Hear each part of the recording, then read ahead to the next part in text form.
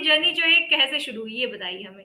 मैं MSc biotechnology Madurai से किया, फिर उसके बाद मैं इजराइल में रहा, जर्मनी रहा, सब कुछ छोड़ के मतलब हिंदुस्तान लखनऊ में 14 साल के बाद आया। झूठ बोला पेरेंट्स से कि मुझे तमिलनाडु में जॉब मिल चुकी है, तो बेटर है कि 6 महीने के बाद मैं वहां चला जाऊंगा ज्वाइन करने के लिए, क्योंकि हमारे हिंदुस्तान में एक बहुत गंदी आदत है कि अगर लड़का पढ़ाई लिखाई करके घर में बैठ गया, it means that he is unemployed, उसको अनएम्प्लॉयड, लेकिन उसके दिमाग में क्रिएटिविटी होती है।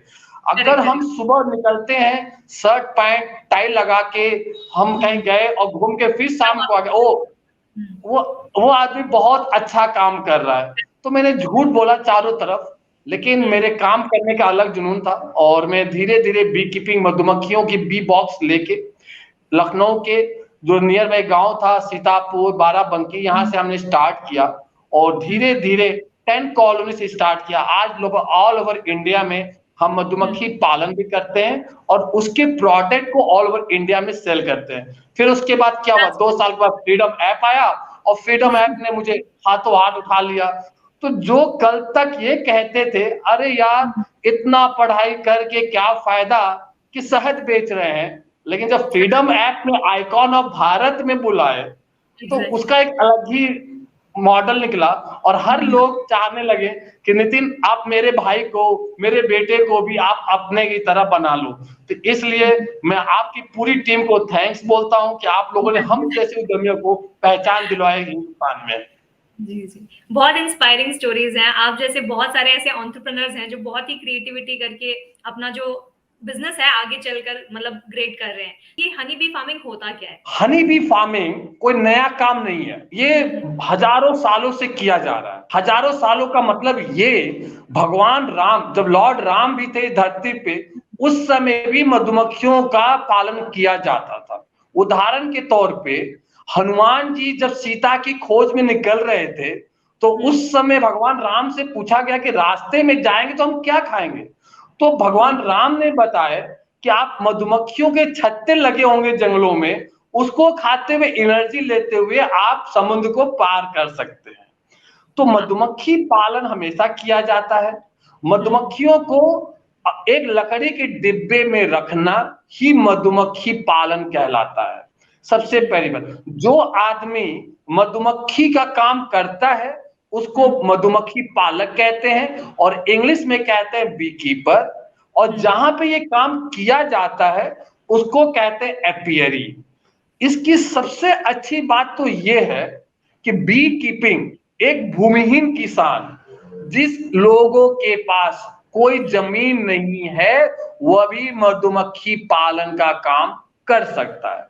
बहुत अच्छा है। दूसरी फायदे इस चीज की क्या होती है मधुमक्खी का काम करने में, कि अगर हम टमाटर की खेती करते हैं तो क्या कहते हैं, अरे यार नहीं बिकेगा तो टमाटर सड़ जाएगा, आलू है आलू नहीं बिकेगा तो सड़ जाएगा। तो हमारे जो किसान भाई लोग हैं वो क्या करेंगे, उसको आने मोने कम दाम पे भी उसको बेचने के लिए उनको मजबूर होना पड़ता है। लेकिन मधुमक्खी पालन कोई भी प्रोडक्ट कभी खराब नहीं होती, जितना ही वो पुराना होगा वो उतना ही अच्छा होता है, पहली बात। दूसरी चीज कि मधुमक्खी ही ऐसी एक कीट है, एक ऐसी कीड़ा है इस धरती पे जिसके प्रोडक्ट को हम कंज्यूम करते हैं, तो हमें मधुमक्खियों को बचाना चाहिए। और तो और इसके और क्या फायदे होंगे, सबसे ज्यादा फायदा ये होगा कि मधुमक्खी पालन करके जो भी किसान भाई लोग अपने सरसों की खेती करते हैं, मस्टर्ड की फ्लावरिंग कर रहे हैं, या मक्का, बाजरा, धान, जो भी है फ्लावरिंग की जाती है, अगर वहां पे मधुमक्खियों के डिब्बे लगा दें, बॉक्स लगा दिया जाए, तो उनकी फसल की वृद्धि, द क्रॉप इल्ड 30% बढ़ जाती है, और 30% बढ़ने से उनकी लाइवलीहुड भी बढ़ेगा और साथ में हनी का प्रोडक्शन होगा। हमारी महिलाएं किससे कम है, हमारी महिलाएं भी आगे आएंगी मधुमक्खी काम करके, क्योंकि ये काम बहुत ही आसान है।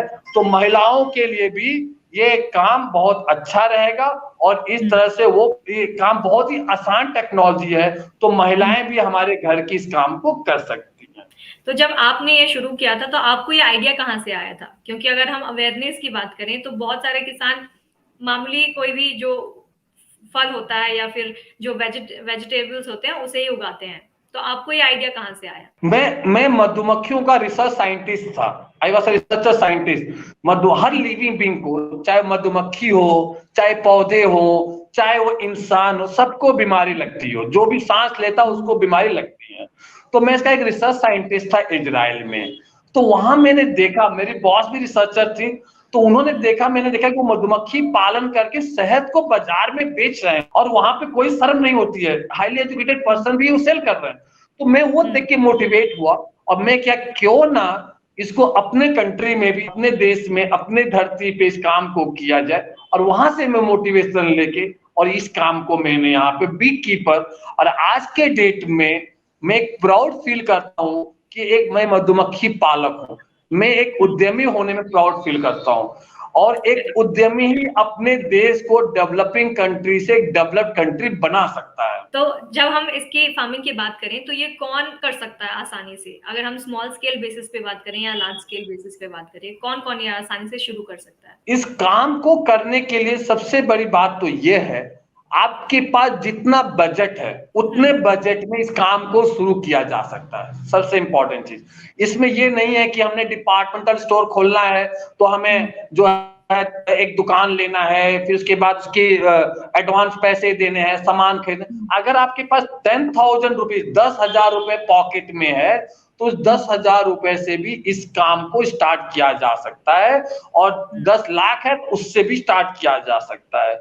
तो इस काम करने के लिए जो भी मेरा एक चाहना है, मेरा एक इच्छा है कि जो इसकी एज 18 साल से ऊपर है वो एक कोर्स कर ले, बी कीपिंग का कोर्स कर ले। आजकल आप जैसे फ्रीडम ऐप पे ये कोर्स बहुत अच्छा चल रहा है आपके चैनल पे, आपके माध्यम से। और मैं थैंक्स बोलूंगा कि आपके कोर्स पढ़ के कई कई ऐसे एंटरप्रेन्योर हैं बी कीपर के, कि मैं लखनऊ में बैठा हूं, वो बेंगलोर में बैठे हैं, कर्नाटका के किसी गांव में, और वहां से वो आदमी मुझसे कांटेक्ट किया कि सर हमको किस तरह से और आगे इसको लेके चले, प्लीज मुझे गाइड कीजिए। तो थैंक यू फ्रीडम ऐप इसके लिए आपको।